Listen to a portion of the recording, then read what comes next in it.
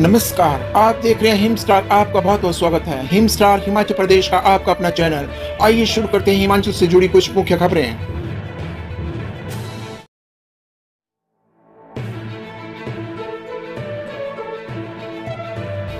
संसद का उद्घाटन राष्ट्रपति से न करवाना संवैधानिक पद का अपमान।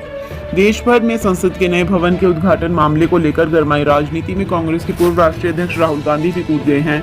बुधवार को राजधानी शिमला से सटे छराबड़ा की वादियों से राहुल गांधी ने ट्वीट कर केंद्र सरकार को घेरा है।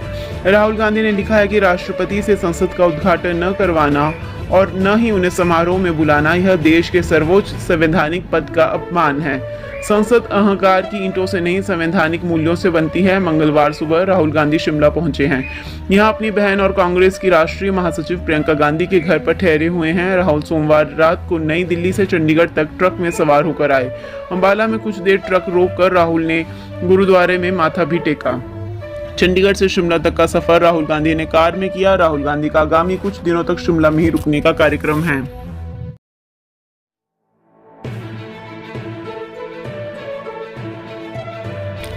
सीएम सुक्खू बोले, बिजली बोर्ड के कर्मचारियों को भी मिलेगी ओपीएस, 6,500 कर्मियों को होगा फायदा। हिमाचल प्रदेश के मुख्यमंत्री सुखविंदर सिंह सुक्खू ने राज्य बिजली बोर्ड लिमिटेड के कर्मचारियों को पुरानी पेंशन योजना के तहत शामिल करने का भरोसा दिया है। इससे बिजली बोर्ड के लगभग 6,500 कर्मचारी लाभान्वित होंगे। आज यहां जारी विज्ञप्ति के अनुसार राज्य सरकार ने मंत्रिमंडल की पहली बैठक में ही पुरानी पेंशन योजना बहाल करने का निर्णय लिया था, जिसमें 1.36 लाख से अधिक सरकारी कर्मचारियों को लाभ मिलेगा। प्रदेश सरकार इस योजना के तहत बिजली बोर्ड के कर्मचारियों को शामिल कर उनके लाभ सुनिश्चित करेगी। सीएम सुक्खू ने कहा कि सरकारी कर्मचारियों का कल्याण प्रदेश सरकार की सर्वोच्च प्राथमिकता है। उन्होंने कहा कि पुरानी पेंशन योजना बहाल करने के साथ साथ प्रदेश सरकार ने सरकारी कर्मियों के कल्याण के लिए अनेक कदम उठाए हैं। उन्होंने कहा कि 3% महंगाई भत्ते की किस्त भी जारी कर दी है। सरकार राज्य की आर्थिक स्थिति में सुधार के साथ ही सभी बकाया देनदारियां चुकाने के लिए भी प्रतिबद्ध है।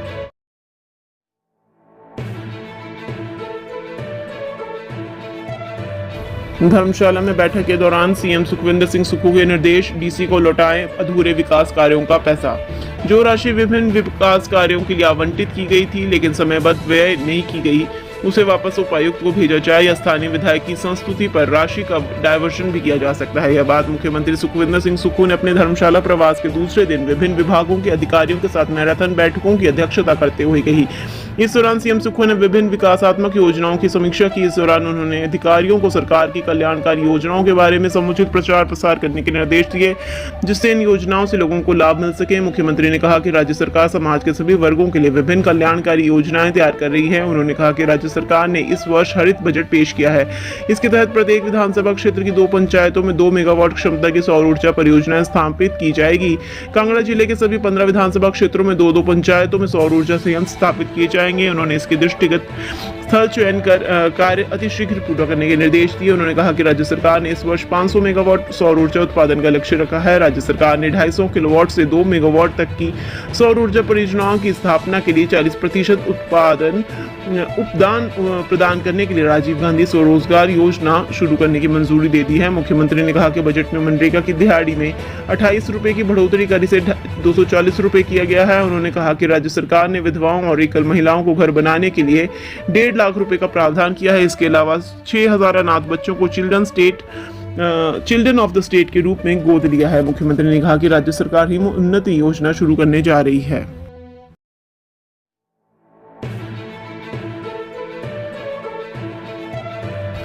दसवीं कक्षा का परीक्षा परिणाम घोषित, मेरिट में हमीरपुर के 32 विद्यार्थी मानवी टॉपर। हिमाचल प्रदेश स्कूल शिक्षा बोर्ड ने 10वीं कक्षा का परीक्षा परिणाम घोषित कर दिया है। बोर्ड सचिव डॉक्टर मेजर विशाल शर्मा ने बताया कि परिणाम 89.7% रहा है।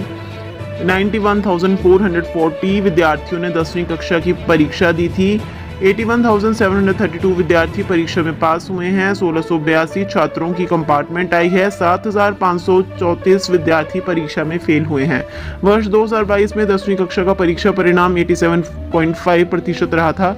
सचिव डॉक्टर मेजर विशाल शर्मा ने बताया कि विद्यार्थी शिक्षा बोर्ड की वेबसाइट पर परीक्षा परिणाम चेक कर सकते हैं। कुल्लू जिले के Sanawar valley public school Bajaura की छात्रा मानवी ने 99.14% अंक लेकर प्रदेश में पहला स्थान हासिल किया है। है। हमीरपुर जिले के सीनियर सेकेंडरी स्कूल चुपतरा की छात्रा दीक्षा कथियाल ने 99% अंक लेकर प्रदेश में दूसरा स्थान हासिल किया है। हमीरपुर जिले के ही 2 छात्रों ने संयुक्त रूप से तीसरा स्थान हासिल किया है। New era senior secondary school Parol के छात्र अक्षित शर्मा और सीनियर सेकेंडरी स्कूल बदारा के छात्र कर्षक ठाकुर ने 98.86% अंक लेकर प्रदेश में तीसरा स्थान हासिल किया है।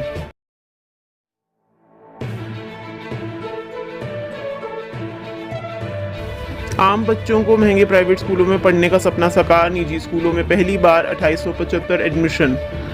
शिक्षा के अधिकार कानून के देश में लागू होने के 14 साल बाद हिमाचल के निर्धन परिवारों के बच्चों को महंगे प्राइवेट स्कूलों में पहुंचाने के लिए कामयाबी मिली है। वर्तमान शिक्षा सत्र में हिमाचल के निजी स्कूलों में रिकॉर्ड 2875 इकोनॉमिक वीकर सेक्शन यानी EWS कैटेगरी के बच्चों की एडमिशन हुई है। इस आंकड़े में कामयाबी का अंदाजा इस बात से लगाया जा सकता है क्योंकि इससे पहले एक शिक्षा सत्र में कुल एडमिशन का आंकड़ा 155 से ऊपर नहीं गया था। RTI कानून के 2009 में लागू होने के बाद सबसे पहले 2011 में इस बारे में हिमाचल हाईकोर्ट में केस पहुंचा था, लेकिन वर्ष 2021 तक कोई कामयाबी नहीं मिली। इसकी यह वजह यह थी कि तब की सरकार और शिक्षा विभाग अपने सरकारी स्कूलों के एडमिशन कम नहीं होने देना चाहता था। इसकी सबसे बड़ी वजह यह थी कि इन बच्चों का पढ़ने का खर्चा भी सरकार को झेलना था। इसलिए पिछले साल हिमाचल हाईकोर्ट ने इस मामले पर सख्त रुख अख्तियार किया और शिक्षा विभाग की जिम्मेदारी तय की। हाईकोर्ट ने प्रारंभिक शिक्षा विभाग के खंड प्राथमिक शिक्षा अधिकारी को आदेश दिए गए थे कि वे संबंधित जिले के शिक्षा अधिकारियों को आरक्षण की जानकारी दें। याचिकाकर्ता नमिता मनिक टाला ने यह केस किया था और आरोप लगाया था कि शिक्षा का अधिकार अधिनियम की अनुपालना नहीं हो रही है। इसके बाद राज्य सरकार भी एक्टिव हुई और शिक्षा मंत्री से लेकर शिक्षा सचिव के स्तर पर कई बैठकें हुई। एडमिशन के लिए प्राइवेट स्कूलों को प्रारंभिक शिक्षा विभाग के निदेशक के स्तर पर हुई बैठकों में तैयार किया गया। आखिरकार इस शिक्षा सत्र में 2875 बच्चे महंगे प्राइवेट स्कूलों में पहुंच गए हैं।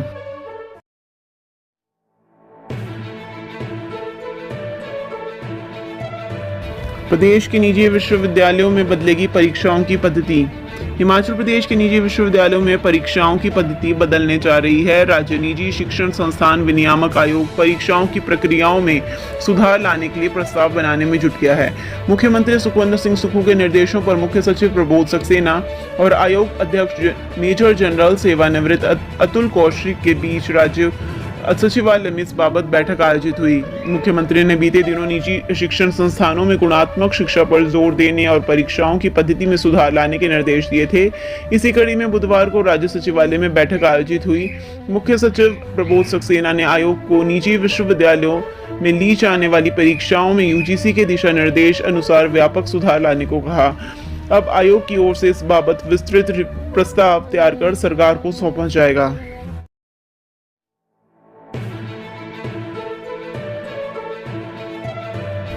बस चलाते वक्त HRTC चालक को आया हार्ट अटैक, गाड़ी साइड में लगाने के बाद तोड़ दिया दम। हिमाचल पथ परिवहन निगम मंडी डिपो में तैनात चालक सोहन लाल की पिछले कल हृदय गति रुकने से मृत्यु हो गई। चालक सोहन लाल पिछले कल HRTC मंडी डिपो से मंडी टू कल्हणी रूट पर सुबह करीब 10 बजे HRTC की बस लेकर निकले थे और सराज विधानसभा क्षेत्र के बागा चुन्नोगी नामक स्थान पर शाम करीब 4:15 पर पहुंचे थे कि उसी वक्त उनकी तबीयत बिगड़ गई, जिसके चलते चालक सोहन लाल ने सूझबूझ दिखाते हुए गाड़ी को वहीं साइड में लगा दिया। बिगड़ती तबीयत को देखते हुए परिचालक व HRTC के अन्य साथी उन्हें नेरचौक लाल बहादुर शास्त्री मेडिकल कॉलेज ले गए, जहां डॉक्टर ने उन्हें मृत घोषित कर दिया। उनकी मृत्यु की खबर सुनते ही HRTC परिचालक यूनियन मंडी शोकाकुल है।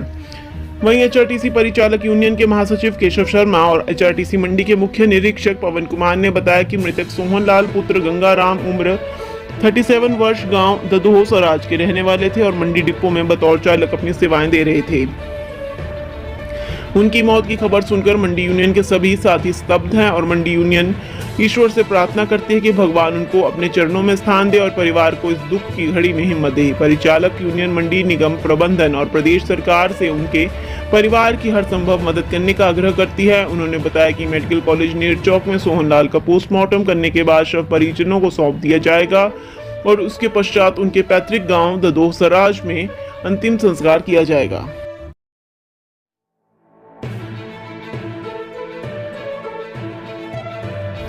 राज्य दवा नियंत्रक प्राधिकरण की कार्रवाई, नकली दवा प्रकरण में महिला कारोबारी बद्दी से अरेस्ट।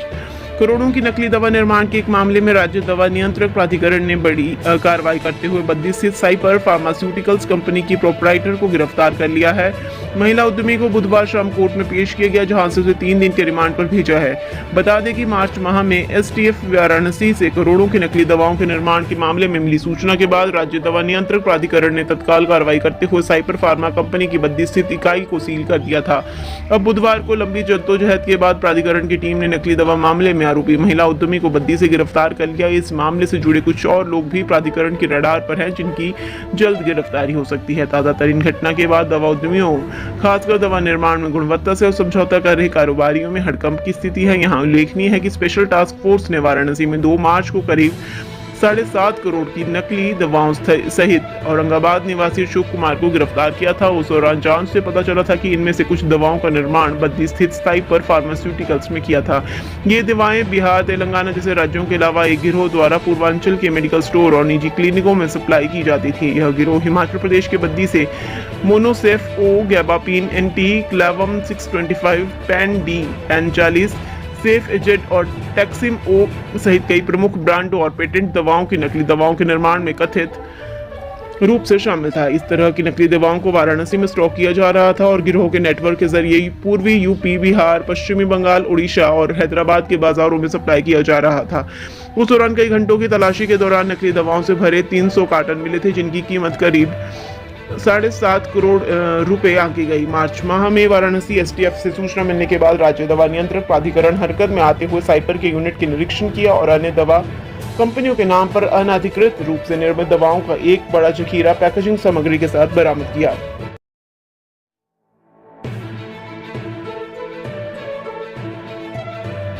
राशन डिपुओं में अब 5 से 10 रुपए महंगा मिलेगा सरसों का तेल, चना और उड़द दाल हुई सस्ती।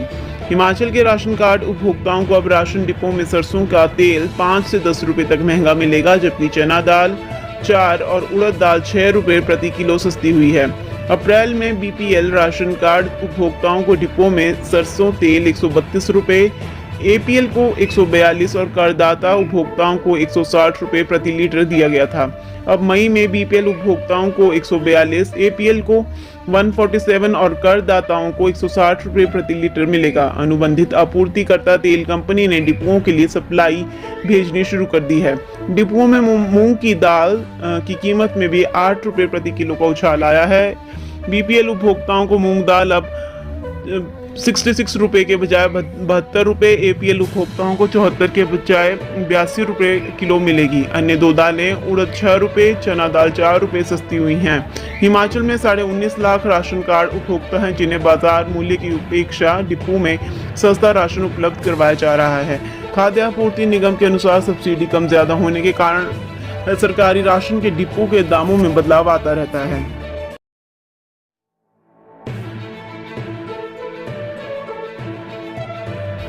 प्रदेश में बारिश से तबाही, तूफान से उड़ी छतें, नाहन में गाड़ियों पर गिरा पेड़, कुल्लू में जमकर बरसे मेघ। हिमाचल प्रदेश में ऑरेंज अलर्ट के बीच मंगलवार रात व बुधवार शाम को कई क्षेत्रों में अंधड़ बारिश ने जमकर तबाही मचाई। सिरमौर जिला में कई घरों की छतें उड़ गई व गाड़ियों पर पेड़ गिरने से मालिकों को लाखों रुपए का नुकसान हुआ है। मौसम का रौद्र रूप देख लोग डर के मारे घरों से बाहर निकलने में कतराने लगे हैं। उधर कुल्लू जिला में जमकर बादल बरसे, जबकि लाहौल की ऊंची चोटियों में बर्फ के फाहे गिरे हैं। ऐसे में कुल्लू जिला का जनजीवन अस्त व्यस्त हो गया है। कई जगहों पर भूस्खलन होने से सड़कें अभी भी बंद है। आवाजाही ठप होने से लोगों को गंतव्य तक पहुंचने में दिक्कतों का सामना करना पड़ रहा है। उधर हिमाचल प्रदेश में गुरुवार और शुक्रवार को भी तेज आंधी के साथ बारिश व ओलावृष्टि की आशंका है। मौसम विभाग के निदेशक सुरेंद्र पॉल का कहना है कि प्रदेश में पश्चिमी विक्षोभ अभी भी सक्रिय है। 25 से लेकर 27 मई तक प्रदेश में तेज आंधी के साथ भारी बारिश व ओलावृष्टि हो सकती है। इसे लेकर येलो अलर्ट जारी किया है। मौसम विभाग के मुताबिक प्रदेश के तापमान में करीब 3 से 4 डिग्री तक की गिरावट आई है। हिमाचल की हर खबर पाने के लिए हिम स्टार से जुड़ें।